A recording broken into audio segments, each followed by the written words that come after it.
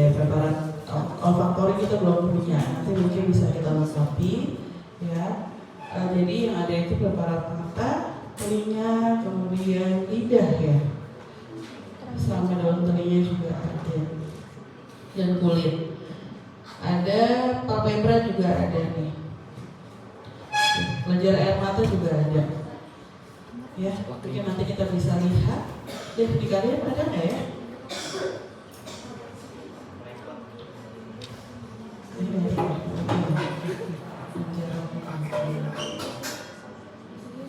Wisdom juga ada ya. Di kulit ada juga.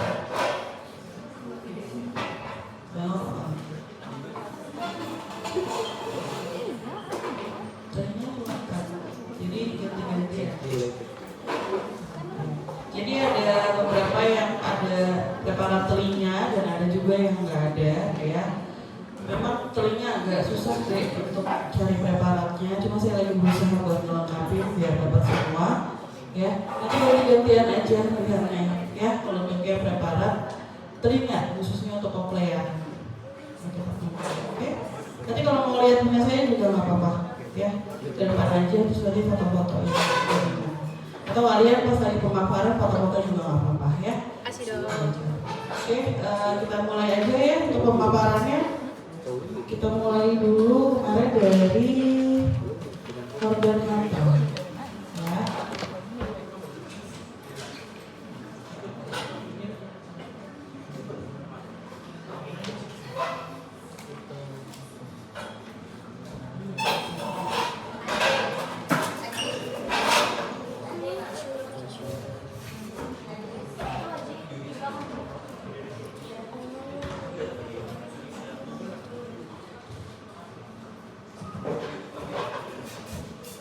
Di penutup praktikumnya udah dibaca deh.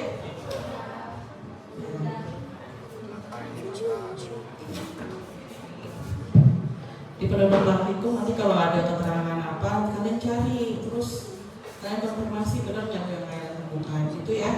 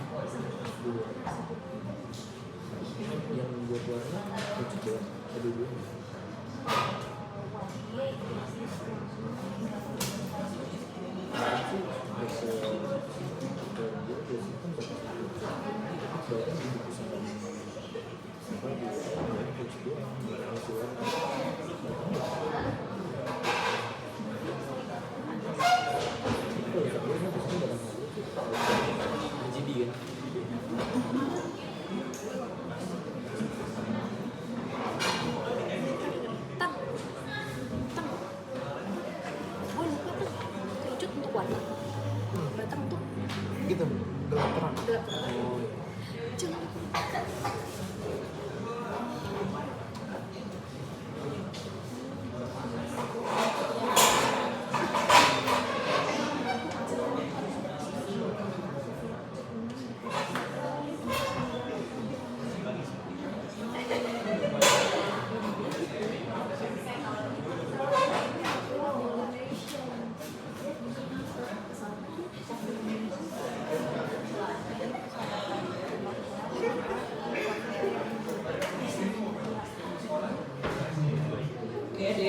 Fokus dulu ya, perhatian.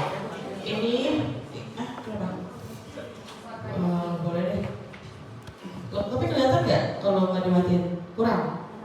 Ya, mau dimatiin aja. Jangan tidur tapi ya. Hujan-hujan, dingin tidur lagi. Supaya kenyang, katanya sarapannya. Ya. Jadi kalau ngantuk silakan ke kamar mandi ya. Oke.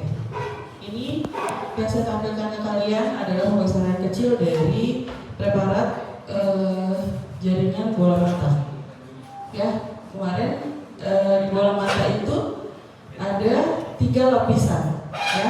Ada tunica fibrosa, tunica vasculosa, dan tunica neuralis. Ya, dari namanya kalau lapisan fibrosa berarti isinya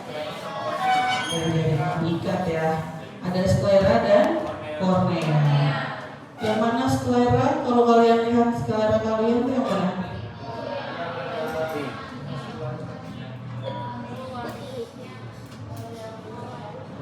Yang mana tuh? Ya, jadi sklera itu luas sekali ya. Dia itu kalau di wilayah ini itu sekitar 5 sampai 5/6 dari bagian mata. Jadi bagian putih-putih mata kalian itu sampai belakang ya, itu sampai 5/6-nya dari bola mata kalian itu sklera ya. Terus kalau kornea yang mana? Kornea itu bagian yang paling luar yang langsung terpapar sama dunia luar ya, gitu. Bagian yang paling untung kubahnya ini namanya kornea. Yang mana ini ya, ini kornea. Oke, jadi ini bagian tunika fibrosa itu ada kornea dan ada juga sklera ya. Kemudian ada tautnya nih, namanya limbus ya. Bukan limbat tapi limbus. Kan boleh berkaya ingat-ingat ya. Tautan antara sklera dan juga kornea. Ini kita di sini nih kira-kira ya.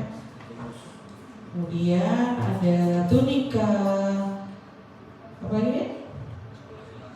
Tunika vasculosa. Isinya koroid, corpus ciliaris dan iris. Yang mana? Nih, ini kalau dia koroid ini ya. Kemudian corpus ciliaris ini. Iris yang mana iris? Ini iris. Nih, yang di bawah dari kornea ya. Nih, bagian iris tuh di sini.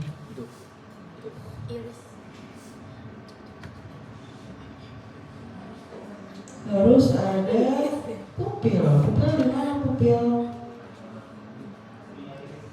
Pupil itu celah antara si iris ya, yang nanti mau ke lensa. Ini nggak kepotong dengan bagus ya. Sebenarnya dia misah nih. Ini ada potongannya. Nah, kalau ada celah mungkin di preparat kalian nanti bisa kelihatan celahnya ya. Intinya di celah antara iris kanan dan iris kiri ya.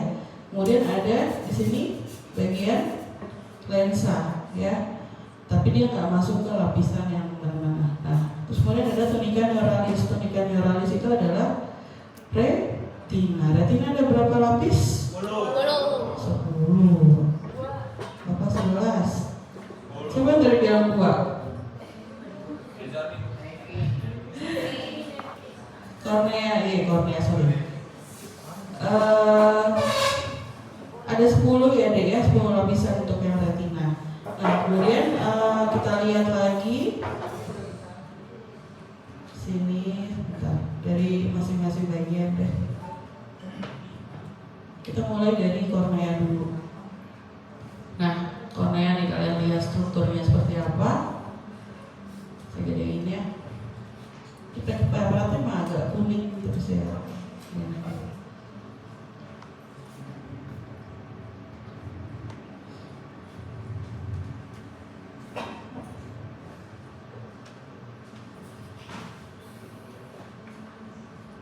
Ini sampai sini nih kornea. Sini udah beda lagi ya. Sebentar, saya cari yang nggak lepas-lepas. Ini aslinya nggak misah ya. Ini aslinya nyatu gitu karena pembuatan preparat. Jadi dia kayak pisah, mungkin kering kali ya waktu pas pembuatannya. Jadinya potongannya kepisahan. Aslinya tuh kayak gini nempel ya. Nih. Nah, ini adalah kornea. Dari mana-mana, dari sini sampai sini ya. Ini kornea. Nah, kemudian kalau kita lihat dia itu nggak ada struktur pembuluh darah di dalamnya. Dia avaskular ya. Gitu. Nah, kemudian di bagian atasnya sini ada apa namanya lapisan-lapisan sebenarnya. Ada berapa lapisan? 5 ya, ada 5 lapisan. Yang pertama ini adalah epitel kornea. Epitel kornea ini kalau diperhatikan, coba saya gedein lagi.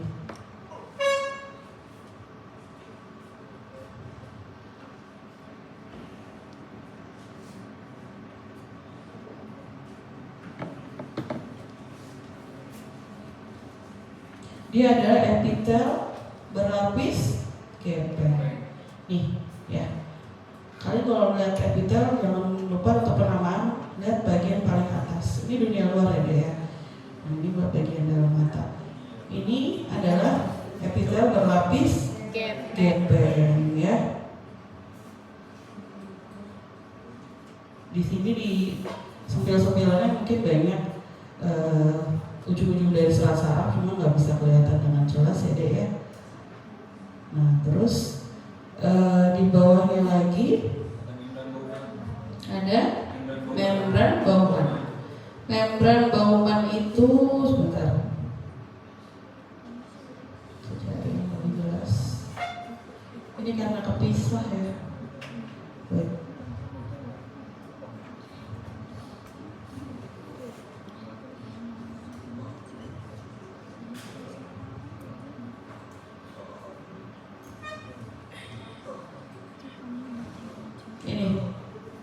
Ini membran Bowman ini, ya, atau membran limitans anterior, disebutkan membran Bowman. Nah, kemudian kita lihat bagian yang paling luas dari kornea itu adalah, ya, ini dari sini sampai sini, ini adalah stroma kornea, ya. Di stroma ini terdiri dari serat-serat kolagen tipe 1, ya. Jadi ini yang seperti apa ya dek, serat-serat alur-alur merah-merah pink ini adalah serat kolagen tipe 1 ya. Ini ada di stroma kornea. Kemudian di bawahnya lagi ada membran descemen. Nah, yang mana membran descemen nih? Yang warna pink ini ya. Kemudian di bawahnya lagi ada endotel kornea, dia epitel lapis gepeng.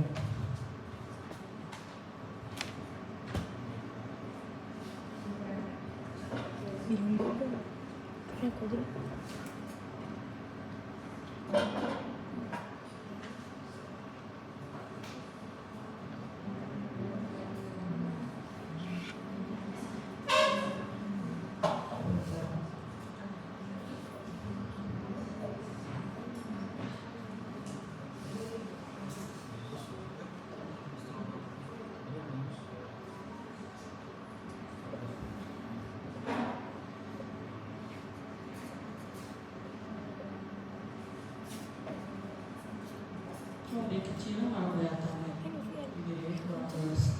Nah, ini adalah epitel lapis gepeng nih, lapisan paling dalam dari si kornea ya, yang bagian dalam. Kalau bagian luar kan epitel kornea ya. Nah, bagian yang dalam ini adalah endotel kornea. Dia merupakan epitel selapis gepeng ya. Jadi untuk membuang kelebihan cairan yang ada di kornea, karena kornea dipertahankan untuk keadaan semi dehidrasi. Gak boleh terlalu basah dan nggak bisa terlalu kering juga ya. Jika kalian naik mobil kalau lagi hujan pasti nggak kelihatan ya kalau nggak di wiper. Nah, jadi kornea dipertahankan untuk keadaan semi dehidrasi, untuk penglihatan yang jelas ya. Oke, kita lanjut. Kemudian ada limbus. Limbus ini adalah taut antara sklera dan juga kornea ya. Oke. Tapi kornea dan sklera mungkin di sini preparatnya tidak terlalu jelas, tapi ini nih, ini adalah bagian limbus. Ya, di limbus itu ada kanal sklem.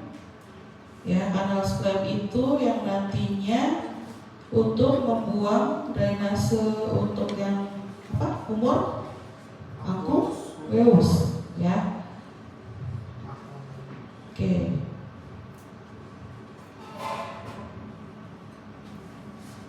Dia itu jaringan ikat ya. Di sini jaringan ikat fibrosa ada lamina proprianya juga. Nah ini kalau untuk kanalis clumps kemungkinan yang ini nih deh. Ini ya.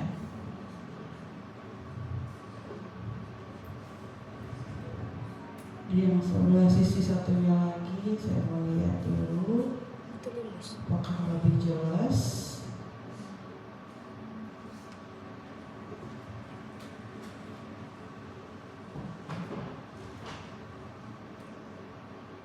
Kan kalau misalnya dok itu kayaknya cuma retakan-retakan dari jaringan ikat, lihat dulu kalau dia ada ada endotelnya ya, dia kemungkinan adalah kanalis clamp karena kanalis clamp itu merupakan sinus venosus sclera ya.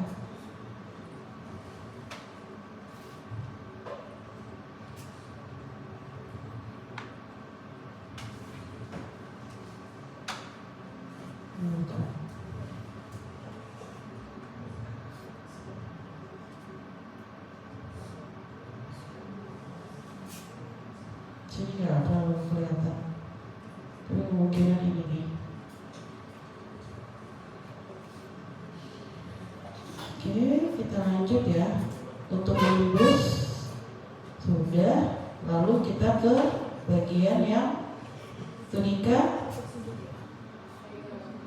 apa deh? Yang ada koroidnya tunika apa? Vascularis. Ya, dimana sesuai namanya dia banyak pembuluh darah.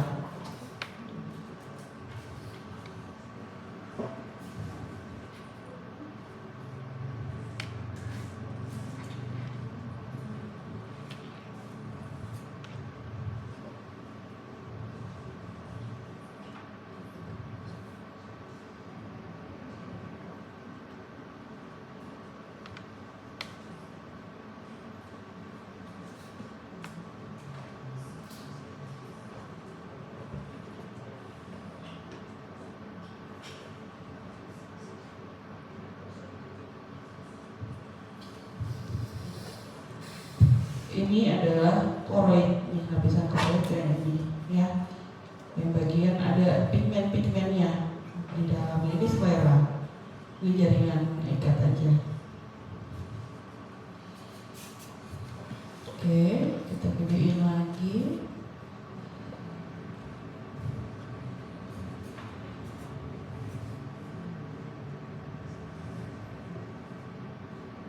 Jadi di koroid ini sebenarnya banyak pembuluh darahnya ya, dan ada serat-serat kolagen tapi nggak gitu banyak.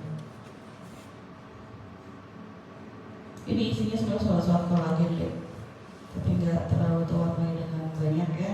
Nah ini adalah si melanosit nih, si sel-sel yang berpigmen.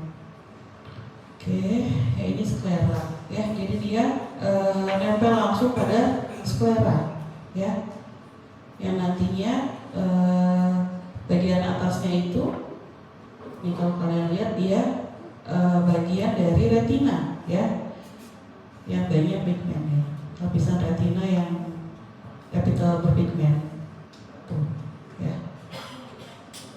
Ini udah retina nih masuknya. Ini masih koroid ya.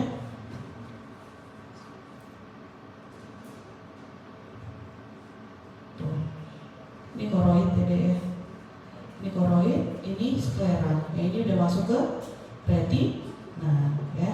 Jadi ini retina, ini koroid, ini sclera.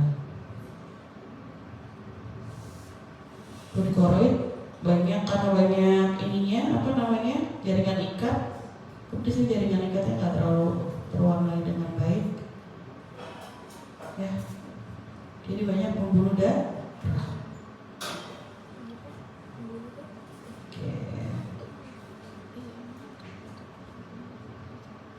Kita lanjut lagi. Nah, ada corpus ciliaris. Corpus ciliaris itu yang mana? Corpus ciliaris itu ada di sini. Kita kecilin dulu deh. Nih, kamu kan cari lensa. Nah, di sebelah-sebelahnya lensa ada kayak struktur yang berjari-jari kayak vili-vili gitu ya. Nah, ini adalah prosesus ciliaris atau corpus ciliaris. yang nantinya dia punya zonula ZII, tempat ngegantungin si lensa biar nggak jatuh gitu ya, dia tetap difiksasi di zonula ZII. Jadi untuk akomodasi dari si lensa ya untuk proses penglihatan. Nah, dia juga banyak lapisan otopolosnya juga di sini ya, karena nanti fungsinya untuk akomodasi dari si lensa ini ya. Sebentar, namanya otopolos ciliaris. Ini lapisan otopolosnya ya. Dan di sini ada beberapa juga ya. Dan zonula ZII juga merupakan otopolos juga ya. Tapi di sini zonula ZII-nya nggak nyambung ke lensa ini, kemungkinannya dia ya putus kayaknya pas lagi pembuatan. Mungkin nanti kalau ada yang bagus preparatnya boleh kasih lihat ke saya ya. Nah kemudian di sini itu banyak sekali, kalau kalian lihat ada 2 lapis epitel ya. Di luarnya ini banyak pigmennya ya. Dan yang lapisan dalamnya itu sebentar.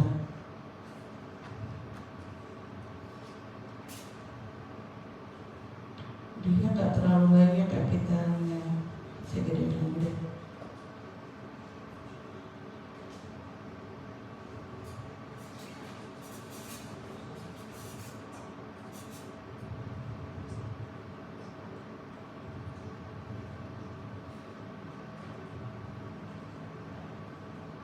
Nih, jadi ini disebutnya dengan lapisan luar dan ini lapisan dalam.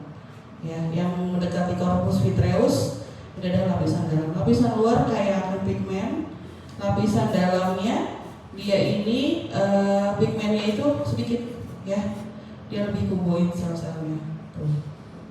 Tapi ini dengan banyak melanositnya nih kalau buat lapisan yang luar. Ya. Jadi kalau dibilang dalam sama luar, lihat corpus vitreusnya. Kalau dekat-dekat corpus vitreus dia itu lapisan dalam ya. Ini kan corpus vitreus ya. Ini lapisan luarnya, ini lapisan dalam. Epitelnya epitel kuboid ya. Sama yang dalam juga kuboid juga. Cuma yang dalam ini, yang luar ini banyak pigmennya. Oke, jaringan ikatnya di sini banyak pembuluh darah ya. Ini jaringan ikat.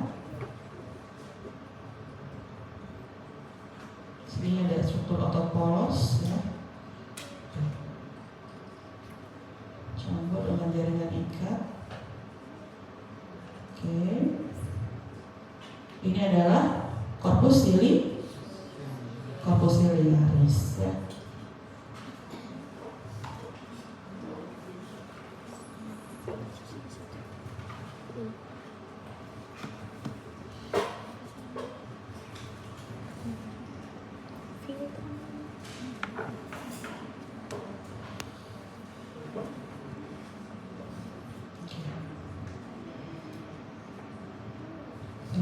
Itu kita lihat lagi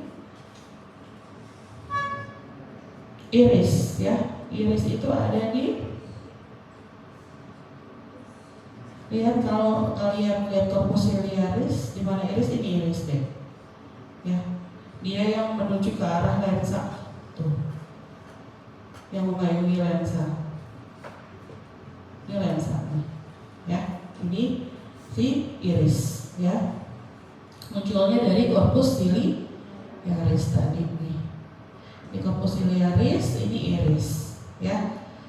Ada celah tadi namanya pupil ya. Pupil di tengah-tengah sebenarnya. Ini sebenarnya nggak nyatu nih, tapi karena potongan jadinya kesana nyatu. Sebenarnya harusnya ada celah di sini ya. Di ujung-ujung iris itu ada otot ya. Ada otot otot polos ya. Ada yang dilatator, ada yang sphincter ya. Jadi ada yang fungsinya simpatis dan parasimpatis. Oke, bentar.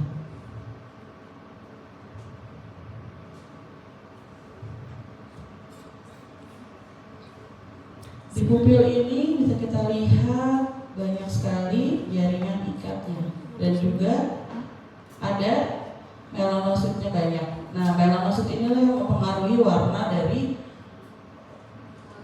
iris ya. Jadi sekalian kalau pigmennya banyak ya warnanya semakin hitam karena pigmen itu kan coklat ya. Kalau sedang-sedang aja bola mata kalian warnanya coklat. Tapi kalau kurang bisa biru atau sampai ke merahan ya. Kalau benar-benar kekurangan pigmen seperti albino itu maka si irisnya bisa warnanya sampai merah ya gitu. Karena langsung yang kelihatan tuh jaringan ikat dan pembuluh darah. Ini adalah lapisan yang nanti memberi warna karena di sini banyak sekali melanositnya ya. Oke, ini jaringan ikat longgar aja. Dengan pembuluh darah di dalamnya.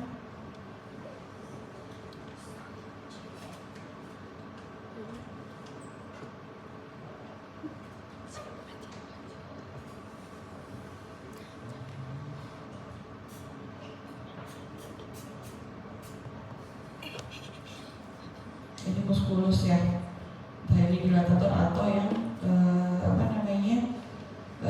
atau yang sphincternya ya, yang constrictor. Tapi yang constrictor biasanya dekat di ujung dari si irisnya ya. Tapi kalau yang dilatator biasanya menempel-nempel di dekat si lapisan pigmennya ya, beta pigmennya. Oke, kita lanjut ke berikutnya, kita bahas tentang lensa. Ya, lensa ada lapisannya nggak deh? Ada berapa lapisan lensa? Ada 3. Apa aja tuh? Kapsul, epitel subkapsul, dan serat lensa. Ya. Oke. Jadi epitelnya di bawah kapsul. Biasanya epitel kalau di atas permukaan ya, tapi ini di bawah. Nih kalau dilihat keseluruhan lensa tuh seperti ini, dia di bawah iris ya. Tuh, ini lensa. Dia bentuknya lonjong ya.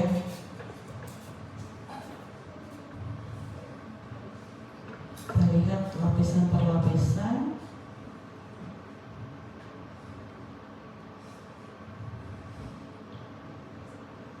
Tidak terlalu jelas ya.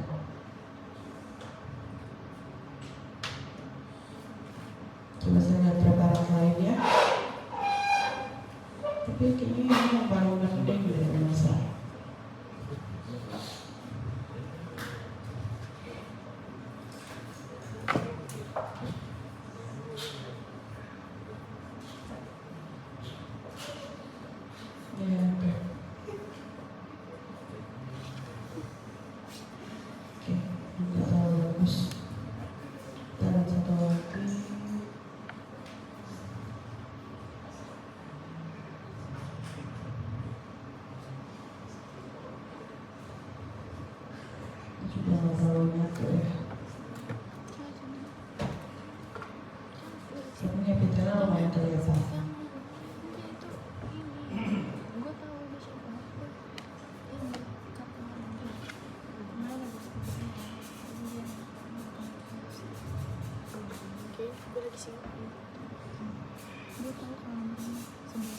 Nih dek, ada bagian kapsul. Yang mana kapsul? Yang ini. Ini jaringan ikat ya. Ini serat kolagen tipe 4. Dia jernih sifatnya dan padat. Maksudnya benar-benar kayak gak ada celahnya gitu ya. Dan di bawahnya itu baru lapisan epitel ya.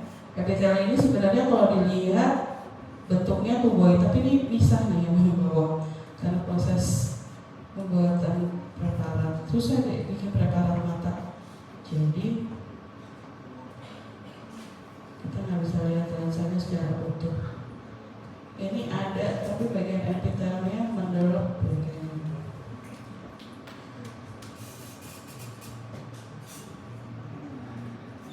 Terlalu kelihatan ya.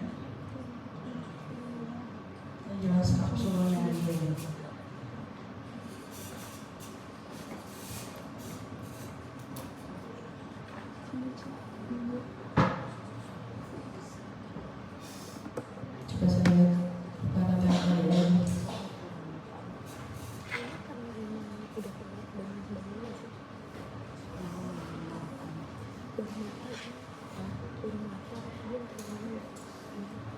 Ya,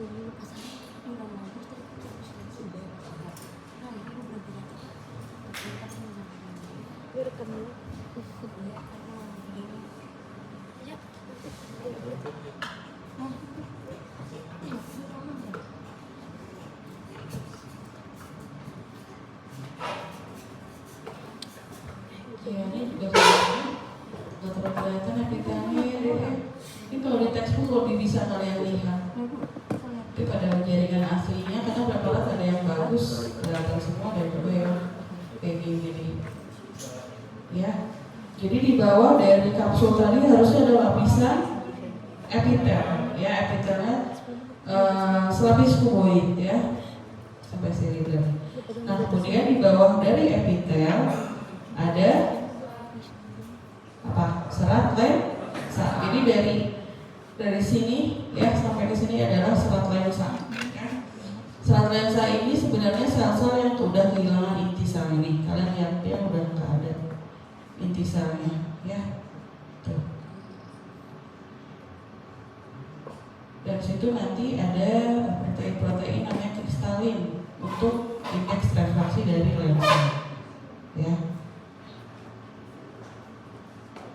Untuk kejernihan dari lensa ini. Jadi kalau udah proses penuaan, kristalin ini akan turun produksinya, ya, sehingga kejernihan lensa akan berkurang dan mengakibatkan katarak, ya, seperti itu.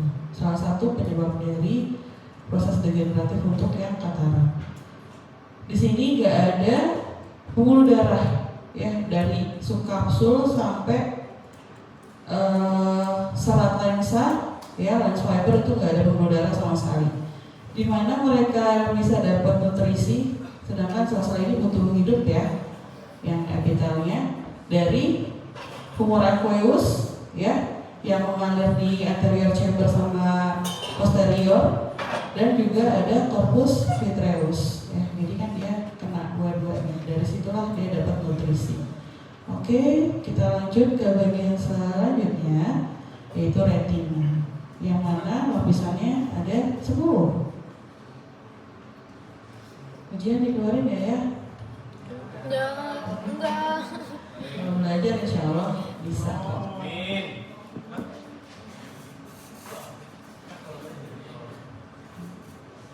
Ini nervus opticusnya deh, gede ini. Ya, kita lihat lagi. Nah, ini adalah retina, ya. Yang mana retina dari sini sampai bawah sini. Yang ini koroid, ya, lapisan koroid. Sebentar ya.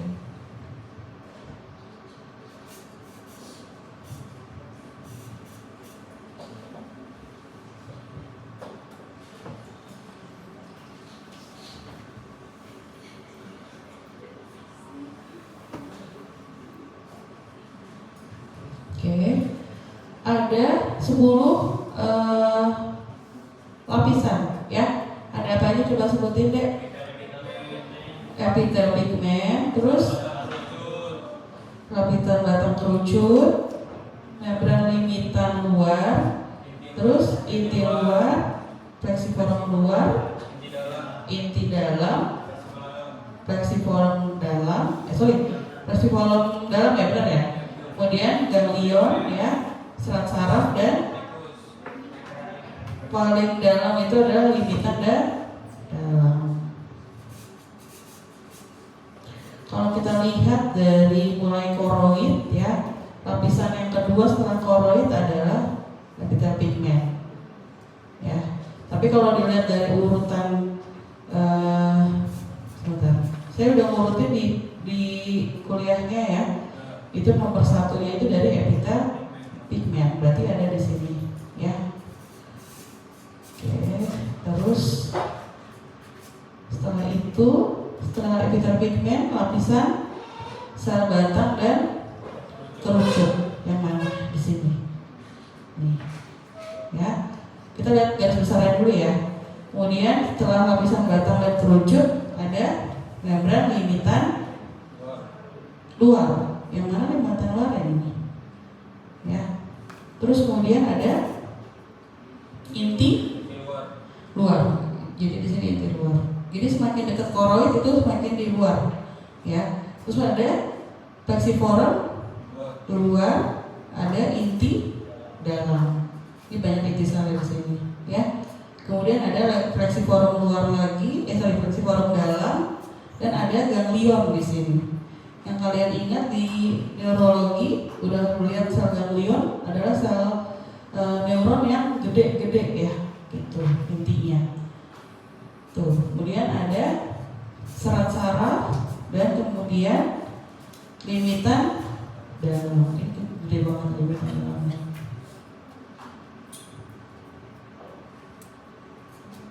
Mana ya yang kita coba ini nih yang ada lihat. Kita lihat kita perbesar lagi seperti apa.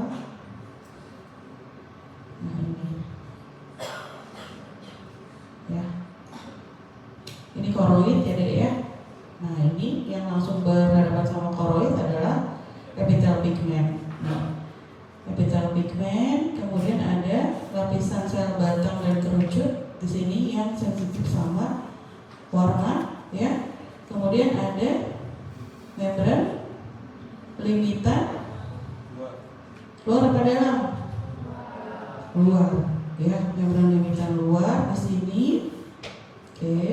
Dan kemudian ini adalah lapisan inti, kan dekat koroid, berarti di luar, inti luar. Ya, kemudian ada di sini lagi plexiforum. Apa? Ini inti luar, kemudian ini plexiforum luar. Baru ini inti dalam. Yang ini plexiforum dalam, baru sel ganglion di bawahnya, baru ke serat saraf di sini dan limitan dalam. Ini limitan dalamnya. Ya. Jadi semakin ke arah koroid adalah yang keluar, ya. Makin ke arah ganglion itu adalah bagian dalam. Yang ke arah corpus vitreus itu bagian dalam, ya. Ini bisa ya, insya Allah. Oke, kita lanjut lagi. Udah ya, berarti udah kayaknya. Udah, bagian bola mata sudah semua. Kemudian kita lihat yang palpebra. Di kalian ada nggak ya palpebra? Kayaknya nggak ada ya. Ada. Ada. Ada dong. Ada dong. Ada deh dong. Ada dong.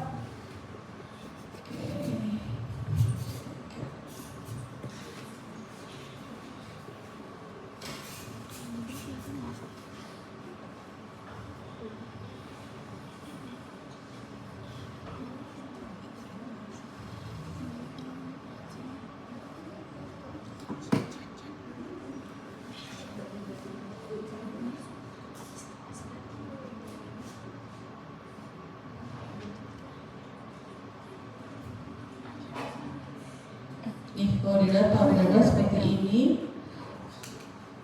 Jadi permukaan luar merupakan kulit tipis, ya. Kalau permukaan dalam itu dia udah masuk ke epithelial conjunctiva bulbi, ya, bagian dalamnya. Ini untuk yang bagian luar. Tuh, luar memang seperti struktur dari kulit tipis, ya. Ada keratinnya, ada epidermisnya, ada dermis, ya. Di mana sini ada folikel-folikel rambut, ya. Oke. Ada kelenjar-kelenjar juga, ya. Ada kelenjar sebaseanya. Kelenjar sebasea, kemudian ada kelenjar apokrin. Ada juga di sini apa namanya? Otot rangka. Ya, ini otot rangka. Apa namanya? Musculus orbicularis oculi. Untuk ngapain deh? Buat ngedip, ya, telapak mata kalian.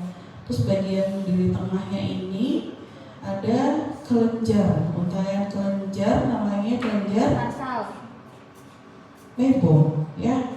Kelenjar Meiboom ini sebenarnya kelenjar sebasea, tapi dia kayak apa namanya, berjuta-juta ya, seperti itu. Seperti untayan mutiara. Di sini ya nggak terlalu, tapi masih kelihatan nih untuk untayan. Ini adalah kelenjar Nepo. Dan ada jaringan ikat fibros namanya tarsus. Nih. Ya, di bagian tengah sini. Oke. Kemudian ada musculus riolani, ciliaris riolani. Yang mana musculus ciliaris riolani? Nih, ya, di sini, ya. Dan bagian dalamnya, ini ada conjunctiva bulbi, epitel conjunctiva bulbi.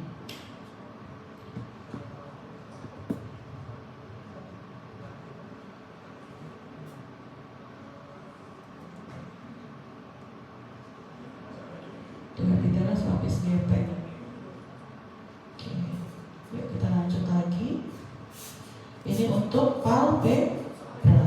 Ya. Selanjutnya lakrimal kalian ada nggak deh?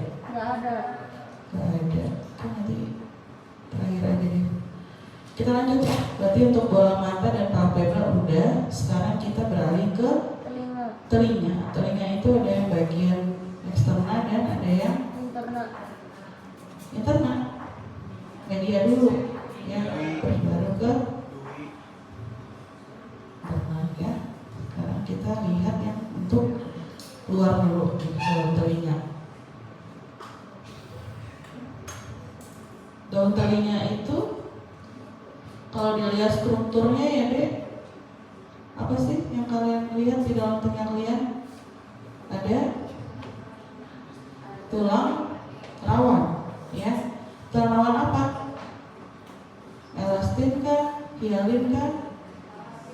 Elastin, betul. Dan struktur kulit tipis pada umumnya, ya. Jadi kita lihat nih.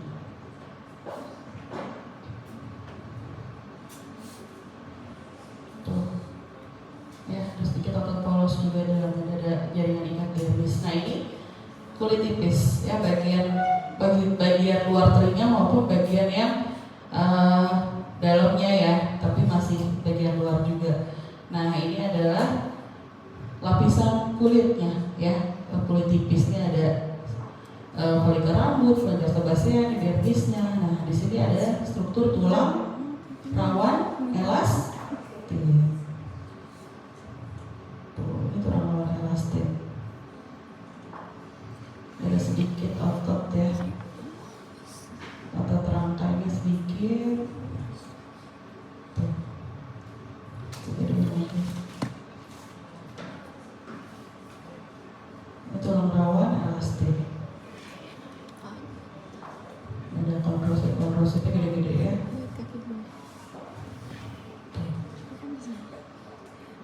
Oke. Untuk telinga luar strukturnya hanya kulit tipis dan juga tulang rawan elastin. Kalau ke telinga dalam itu sudah masuk ke kalau untuk tulang-tulang pendengaran kayak kita belum ada preparatnya deh. Jadi langsung ke bagian apa? Kalau yang untuk pendengaran?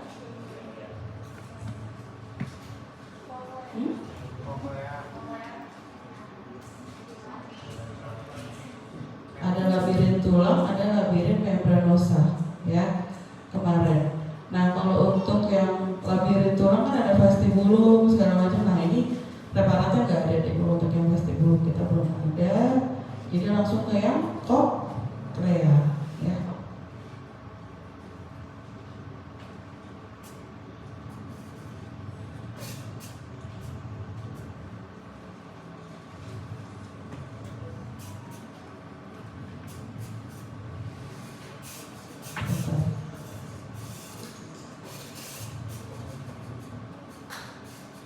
Susah sekali bikin preparat ini karena sangat kecil dan letaknya di dalam.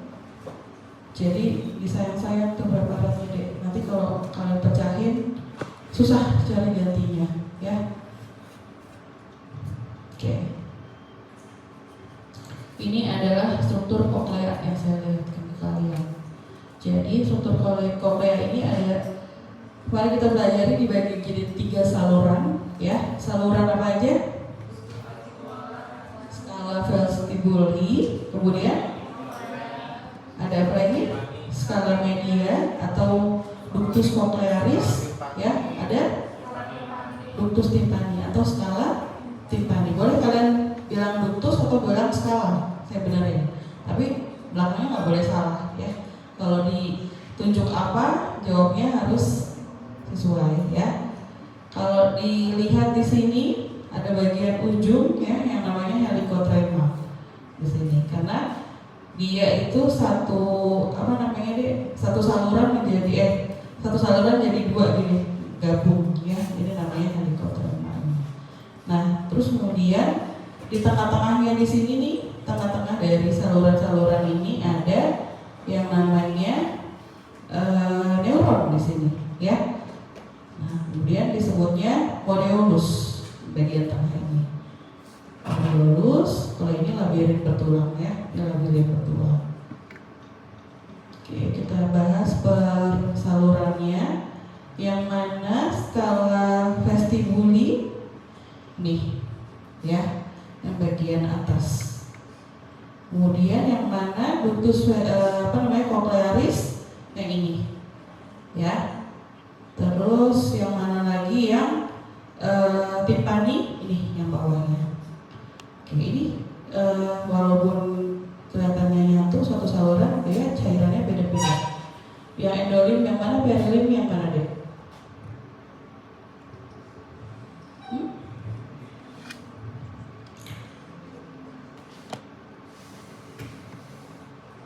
Yang endolim yang mana?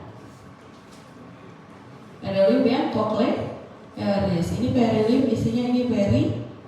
Jadi yang seperti inti sel ini kandungannya, ya, yang di dalam si organ kortik namanya, yang ada di ductus cochlearis, ya. Tapi kalau yang di vestibuli sama di timpani ini adalah perilim, ya, seperti ekstrasel, ya, cairannya, kandungannya.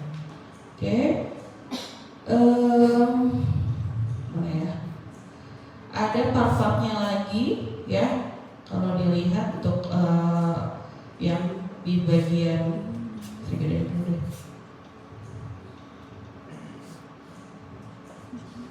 Iya deh. Ini tadi skala apa? Skala vestibuli. Yang ini skala media. Yang ini skala timpani. Yang media itu isinya endolim, ini ini juga perilim, ya. Ini namanya organ korti, ya. Jadi antara skala vestibuli dan media ada membrannya nih, membran tipis yang membatasi, namanya membran vestibularis. Ini adalah membran vestibularis, ya. Di sini ada striae vascularis, ya, pinggiran dari si skala media. Nah, kemudian ini adalah organ korti. Apa aja yang di dalam organ korti? Nah, di dalam organ korti itu kemarin ada banyak. Organ korti, membran. Banyak nih, Dek. Ya. Ada. Sebentar. Apa namanya? Yang jelas yang paling penting untuk pendengaran namanya apa? Sel apa? Sel rambut. Sel rambut, ya. Nih, ada ya yang lebih Bagus. dilihat, ya, saya cari dulu. Ini nih, yang lebih gede. Outer hair cell. Sama inner hair cell. Terus, oke. Ini tadi apa, Dek? Membran vestibularis. Nah, ini ada bagian yang sorry. Tapi kok posisinya di sini, ya? Ini membran tectoria nih namanya, ya. Membran tectoria ini yang nantinya berhubungan sama sel rambut bagian luar. Sel rambut luar ini nih. Ada berapa sel rambut luar, Dek? sampai Ada 3 apa ada 1? 4 baris. Ada 3. Sel rambut dalam 1 ada 1. Sel rambut dalam adanya di dekat sini. inner ada berapa Ya. baris? Nah, nantinya di sini ke ganglion spiralis ya. Nanti ke vestibulocochlearis nyatu ke modulus ini ya. Nah, kemudian di sini ada membran tectoria ya, membran tectoria. Terus di sini ada sel rambut luar. Dan di sini ada sel rambut dalam. Tapi di sini ada traumanya juga nih. Sebentar. Ada lagi nggak ya yang lebih jelas?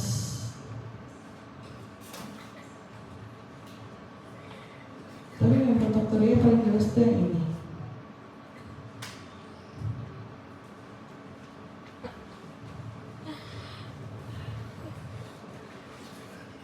Ya, di sini kalau kita lihat membran tectoria itu berasal nantinya dari si epitel dari limbus spiralis. Nah, ini epitel limbus spiralis.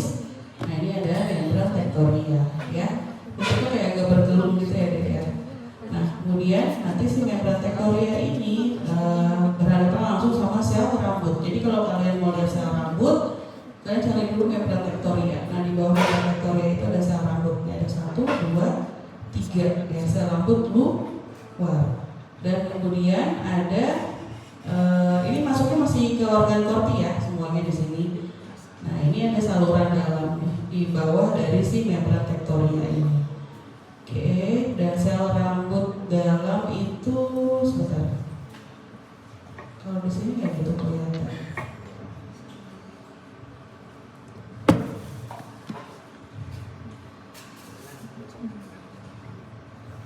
Iya, bisa.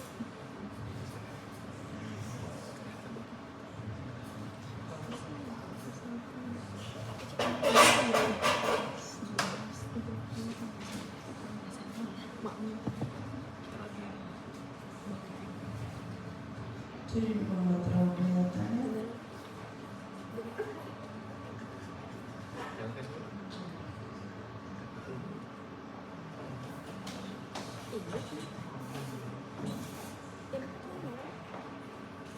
Ini sel rambut udah, ini sel rambut luar ya.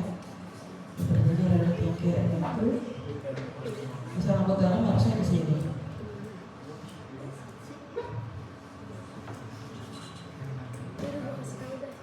Ini udah masuk ke saraf-saraf koklea ya. Ya udah.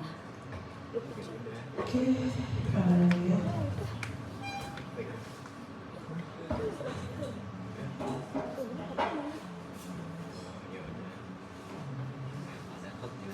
Ya, mau gitu kelihatan. Mungkin nanti di preparatoria ada yang lebih jelas.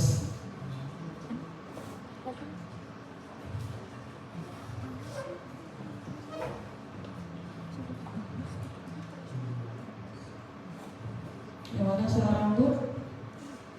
Ini, ya. Ini sel rambut. Ini sel penyokongnya. Nah, ini membran tectoria. Nah, mungkin ini sel rambut dalam nih. Ya. Oke, ini namanya membran basilaris. Di sini. Oke. Kemudian ini ada terowongan, ya, terowongan dalam.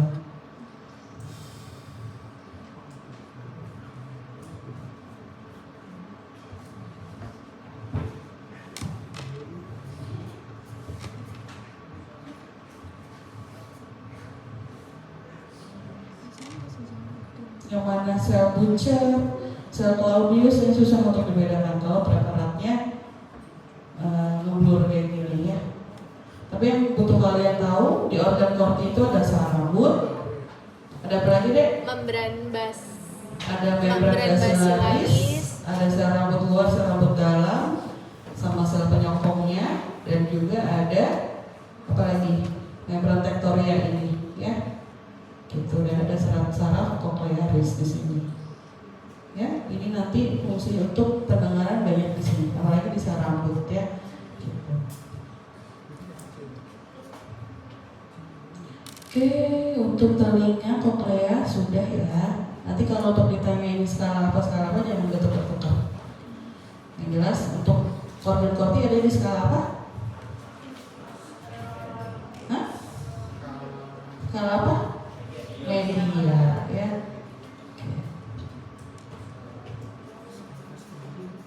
Selanjutnya kita masuk ke organ pengecap. Karena di hidung, penghidung kita nggak punya preparatnya, jadi ke pengecap dulu.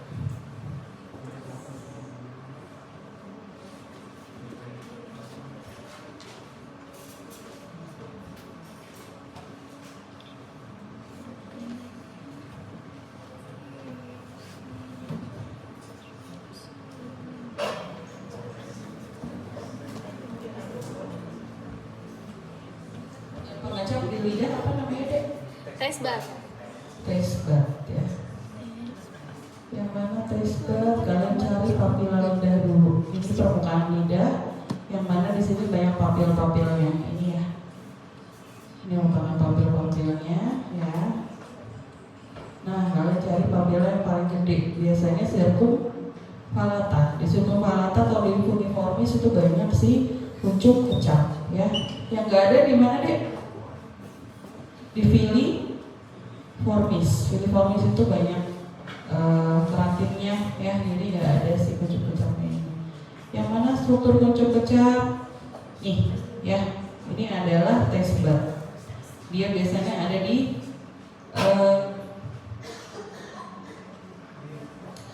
bisa di bawah-bawah dari si struktur dari si papila ini, ya, di struktur papila. Nah, ini kuncup kecap, ya, banyak di sini. Ada 3 sel penyusun kuncup kecap. Ada sel apa aja, deh?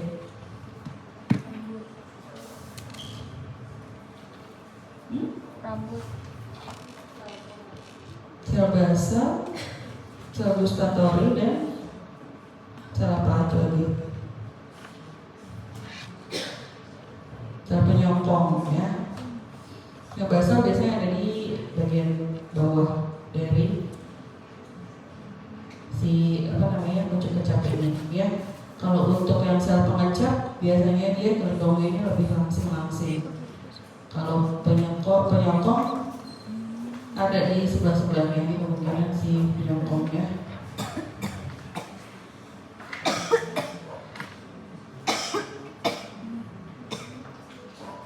Sel basal ada di sini bawah-bawah.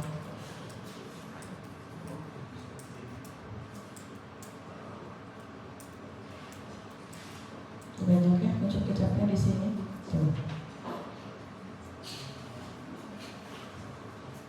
Yang basal tuh maksudnya mendekati sama bagian dasar dari si ini, ya, Dek, epitel permukaannya, ya, di sini. Oke. Ini sel pengecap nih biasanya. Si inti selnya lancip-lancip. Selebihnya penyokong dan basal. Oke, sudah selesai sepertinya untuk yang lidah. Karena saya hanya memperkenalkan kuncup kecap yang sebelumnya mungkin udah sering kalian lihat di GH, ya, di SHM2. Oke, kita lanjut lagi ke integumen. Di integumen ada bagian sensoris, yaitu di kulit, ya, yang bagian epidermis maupun dermis.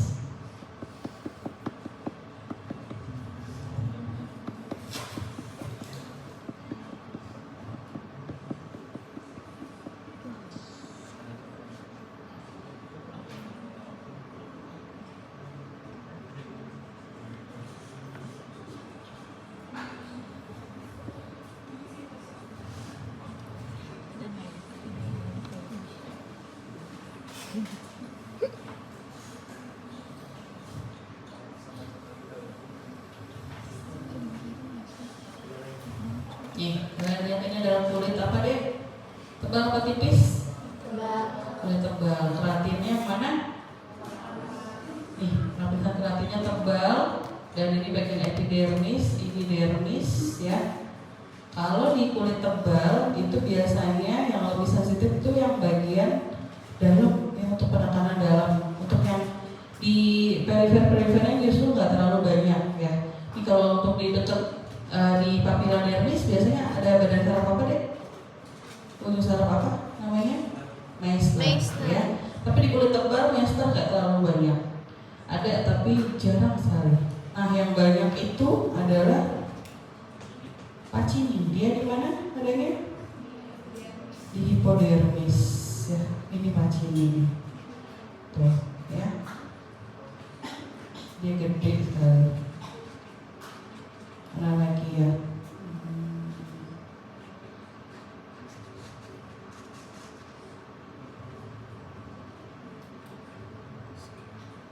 Nih, tuh ya. Ini adalah struktur dari badan Pacini. Untuk apa badan Pacini kemarin? Untuk getaran ya, dan juga tekanan yang dalam. Dia ada di hipodermis. Kita lihat lagi, coba deh, ada nggak ya Meissner di sini?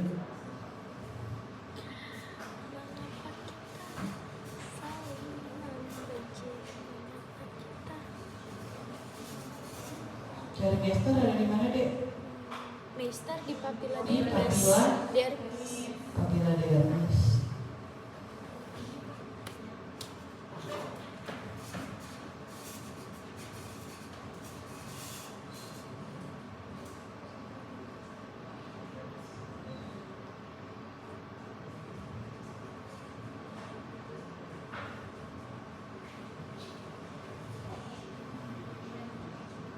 Oh, ada di sini. Oke, kita cari di preparat lainnya dulu ya.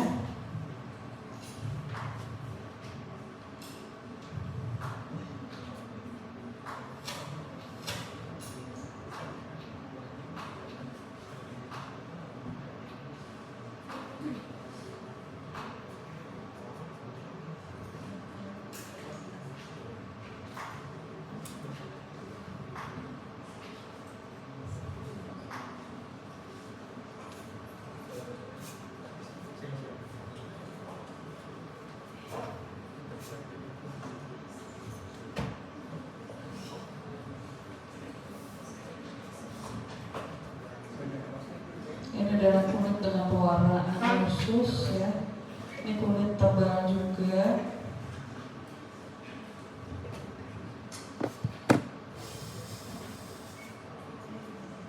Ini kakak es ya? Ini tidur.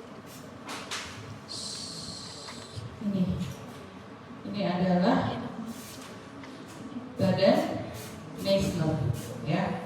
Dia ada di papila dermis. Bentuknya seperti apa namanya, gelendung yang ada lapisan-lapisan tapi nggak melingkar ya, tapi lebih ke lonjong aja kayak sosis gitu ya. Ini adalah si Meissner. Untuk apa deh dia? Merambah halus ya, karena dia letaknya di dekat epidermis ya, bagian luar. Dan sebenarnya juga ada saraf bebas tapi nggak bisa terlihat dengan mikroskop yang cahaya seperti ini ya. Oke, nggak ada lagi, cuma satu.